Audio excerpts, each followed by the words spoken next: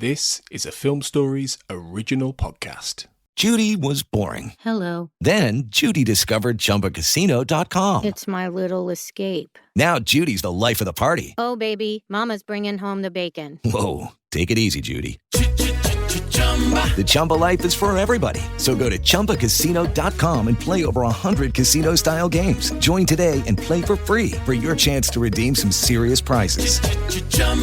ChumbaCasino.com. No purchase necessary. Void where prohibited by law. 18 plus terms and conditions apply. See website for details.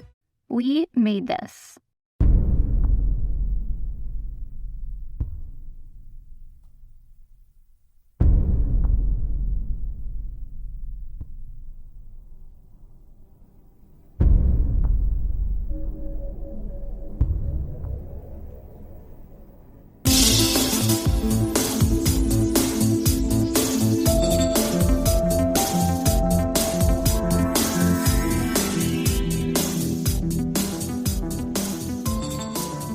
Welcome back everyone to the X-Cast. The truth is in here. I'm your host, Tony Black, and this is I Want to Believe Minute, where we unpick the second X-Files movie 1 minute at a time. And today, as part of this block, helping me to explore minute 37, running for approximately 36 minutes, as Mulder and Scully are mid-conversation, through to 36 minutes 59 seconds, as we take in the snowy forest, is Dr. Bethan Jones, writer of The Truth is Still Out There, and guest for the last couple of episodes. So welcome back, Bethan. Thank you.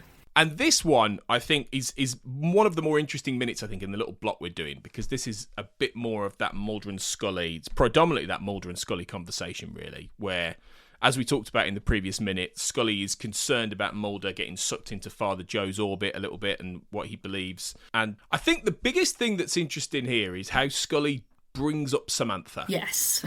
Mulder's sister. And obviously this had sort of been set up earlier, and I think I talked about it with Adam Chamberlain in the minutes we did earlier this in this run, but it was the picture of Samantha when she's a girl that you see on the back of Mulder's office door, and you see him looking at her. And that's an example of how they've set up that they're returning to the subject of Samantha. But what do you think about this? Because it feels like this. I mean, Scully says, you know, this hasn't stopped you looking for her before when he says she's dead. But where do you stand on her bringing this up? It really frustrates me because the whole Samantha storyline was finished in closure in season 7. Like, we know what happened to her. We know she's dead. Mulder knows she's dead. Scully knows that she's dead. You know, it's resolved. So I find it bizarre that Scully is now bringing it up, because it's like, well, no, this was put to bed years ago, and it kind of feels totally out of place and sort of almost like Chris and Frank have forgotten about continuity, which, and I mean, like in some ways I was going to say I can understand. I can't understand it because I don't think it makes sense as a, you know, a narrative driver for Mulder's storyline in this film. But I can sort of see why they would bring it up, because the X-Files, you know, with its original premise was Mulder searching for the truth of what happened to his sister who disappeared. So the casual viewer might not know what happened to Samantha, which is why Scully mentions it. But I still feel like it's just weird, and I feel like it also kind of diminishes the search for the missing women, because they become plot devices to explain Mulder's issues rather than kind of being, you know, actual 3D characters who are important for the film. That's a really good point, actually. Yeah. It's I don't know, it feels really weird. It feels really contrived for me.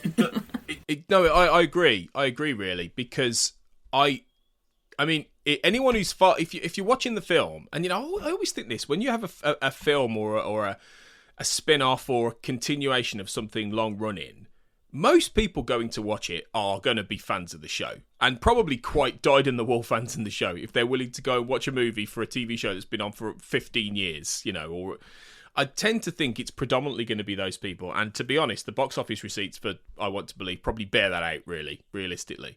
So almost, I think a lot of people going to see this film would have known that Samantha was dead. And, Closure's not really very ambiguous about that, I don't think. Closure's pretty much cementing that she died when she was a girl and she was taken away by these walk-ins, these spirits. And Mulder has this Closure's a beautiful episode. It's really well done. He has this, whether it's her or it's some sort of ghost or whatever it is, he has this moment where he gets to hug his sister, goodbye. He looks up in the sky and he says, "I'm free." And after that, I don't think she ever gets mentioned again until maybe the truth, when we're going through the mythology, But that she's only then a factor in a bigger, explanation. It's not about Samantha. I mean, correct me if I'm wrong, Bethan. I don't think she gets brought up in any kind of emotional plot way after closure. No, I'm pretty sure it's just the truth, like you said, and she's mentioned there just as a factor, like you said, in this broader mythology. And I mean, Mulder's obviously season 8 and 9. He's sort of gone anyway for a lot of it, and it's not really about him anymore in those seasons. In a way, it is and it isn't. It's more about that he's not there, I guess, than him. So yeah, she doesn't really get. It wouldn't be relevant, because you don't have the syndicate, you don't have Tina Mulder, you don't have Bill or Smoking Man in any of that. So to bring her, and they're not here. Obviously, they're all dead by this point. Well, except the Smoking Man. But so I think it's a thematic thing, isn't it? It's to try, like you said, to tether, giving him an emotional tether to the missing women, and also, as I said in that previous episode, get back to the core fundamentals. And you just said as well, but it doesn't work, and it does feel like that. Yeah, they're relitigating something that is absolutely dealt with, and Scully would know that. Scully was there when he said, "I'm free." And they would have afterwards, he would have probably, in that car journey afterwards, told her exactly what happened. It's strange. It is. It's like, that's not something Scully would just forget. No. It feels like a reach. Like, it almost feels like Scully's reaching when she's, essentially bringing this back to Samantha. And there's so many other ways they could have done it to have some sort of emotional pull for Mulder to want to believe Father Joe. This was, I'd hate to say it, but it kind of felt like lazy writing. Is it a little bit like they're trying to sort of evoke some quite successful episodes where Mulder sort of transfers a lot of emotion about this? Things like Oubliette in season 3, which I think that quite effectively does it, actually, with the character of, was it Lucy Householder, wasn't it? The girl who psychically connects with the girl who's been kidnapped. And I never used to like that episode when I was younger, but I've got much more of an appreciation of it now, actually, because it's really creepy and really quite effectively and done and horrible in many ways. And that makes sense, I think, for him to transfer that into that. And something like, obviously, Paper Hearts, where you've got, Father Joe's a bit like Tom Noonan's character in that, isn't he? John Lee Roach, that creepy paedophile murderer guy. And are they trying to sort of do that kind of thing again, sort of attach to those kind of storylines? But it made sense, didn't it, before he knew what happened to Samantha? It doesn't now. It doesn't, and I think that's a really good point, because the whole tone of the film reflects the early seasons as well. And it is, it is a dark film, like not just stylistically, but with subject matter. And it makes sense, like you said, that they might be trying to recall some of those earlier episodes. But it kind of only makes sense if you discount the fact that we know what happened to Samantha. I'm thinking of Grotesque, which was also season 3, I think, and with Mulder's former, his behavioural Patterson. Yes, yeah, Bill Patterson. Yeah, and you can see there, like, Mulder does have these huge connections with people, and he does sort of adopt elements, or he does sort of have that transference going on. And if I remember correctly, because I haven't seen it for a while, there wasn't a connection with Samantha in that episode. So I feel like there's ways that they could have done this with Father Joe that didn't rely on, forgetting a really important part of Mulder's family history. Or at the very least, Scully bringing it up when she would know. Yeah, exactly. It is almost like she's forgetting in a way, even though I don't think that's the intention, but it comes across that way. Yeah, I know there are other ways. I mean, I think Grotesque, it was more about his violent crimes sort of background years, wasn't it? And then how, which I think is still a really untapped, fascinating era of Mulder's history that I'd love to see. Like, I would absolutely watch some sort of prequel with Mulder in violent crimes being a bit like Frank Black, in Millennium. I'd be all over that. That'd be great. Have a younger but still older Bill Patterson as a main character. Oh, I've got to stop, otherwise I'm going to get excited about a prequel that'll never happen. But somebody write that novel, okay? Seriously. But yeah, you're right. There are other ways that this could have been done, and it does feel quite jarring, really. But obviously that's the core part of the conversation here.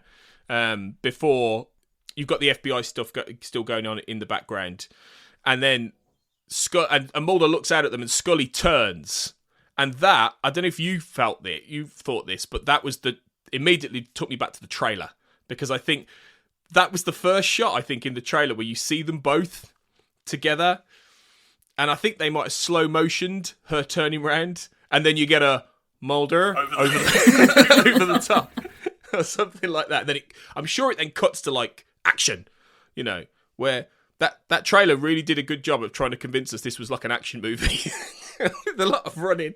It's like brilliant editing for the trailer, but a slight let down when it came to the actual film. Yeah, and then you watch the film and you go, oh, there was like one little foot chase. Okay, but yeah, that was Mulder's calling the FBI back basically at that point, isn't he? And he's getting them to come back, and then he comes out with another like Mulderish jerky line of "I'm trying to ignore you," which I think is meant to be funny, but it makes him just seem quite surly and grumpy and childish, I think. Yeah, I feel like it's not as bad as the "You my booking agent now" line from the previous minute, but yeah, it's kind of almost Mulder trying to be that I'm going to use this boyish charm to basically tell Scully that I'm discounting everything she said, which maybe back in 2008 was quite funny, but now just feels a bit like, oh no, dude.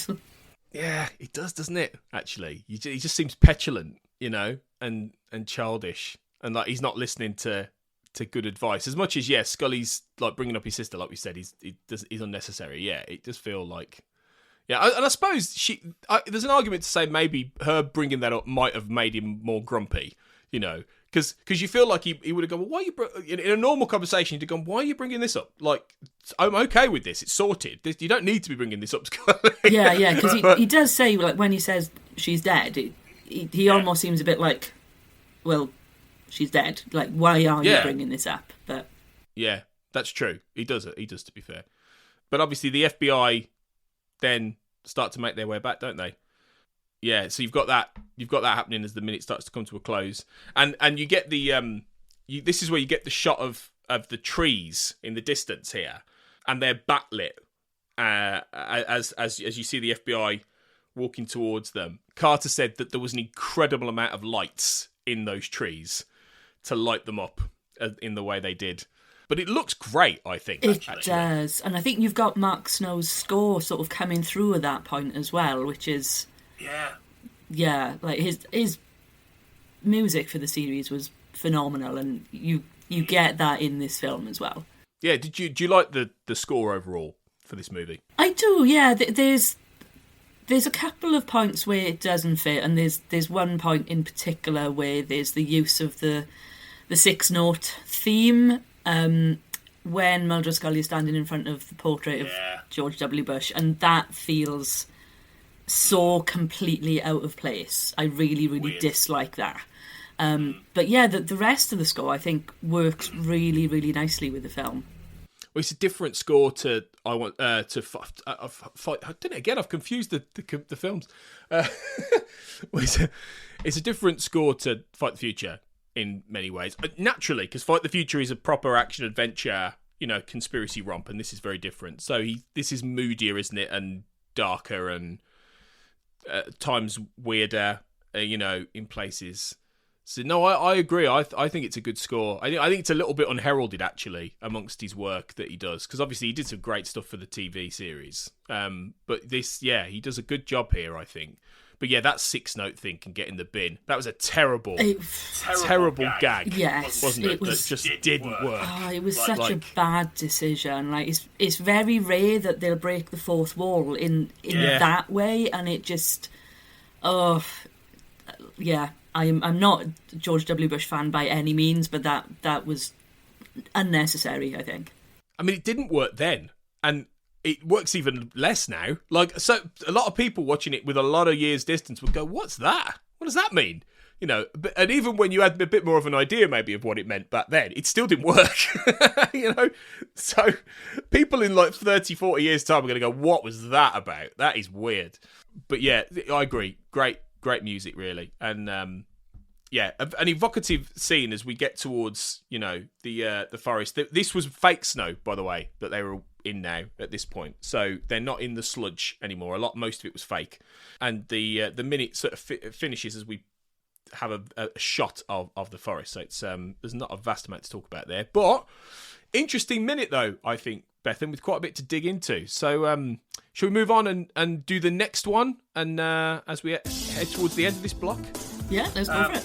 Okay, that sounds great. So we'll be back very soon, guys, for minute 38. Stick with us. We have more to chat about. But thanks for listening, as always. And remember, trust no one.